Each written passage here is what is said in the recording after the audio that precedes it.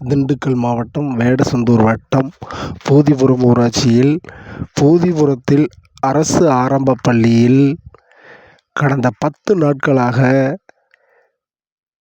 பள்ளிக்கு தண்ணீர் வருவதில்லை. அந்த பள்ளிக்காக போடப்பட்ட போர் பழுதடைந்துள்ளது என்கின்றனர். அந்த பள்ளிக்காக போடப்பட்ட போரும் பொதுமக்களுக்காக பயன்படுத்தி வருகின்றனர். பிறகு அந்த பள்ளிக்காக வைக்கப்பட்ட சின்டெக்ஸ் பள்ளிக்கு வெளியே உள்ளது. காம்பவுண்ட் சுவரின் வெளியில் உள்ளது. இதனால்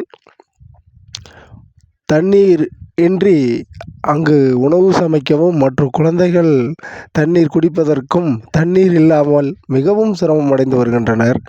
எனவே சம்பந்தப்பட்ட உயர் அதிகாரிகள் உடனடியாக நடவடிக்கை எடுத்து இந்த மின் மோட்டார் பழுதை சரி செய்து, குழாய் உடைப்பையும் சரி செய்து, தண்ணீர் பள்ளிக்கு கிடைக்க நடவடிக்கை எடுக்க வேண்டும் என அப்பகுதி பொதுமக்கள், ஆசிரியர்கள் மற்றும் சமூக ஆர்வலர்கள் கோரிக்கை விடுத்துள்ளனர்.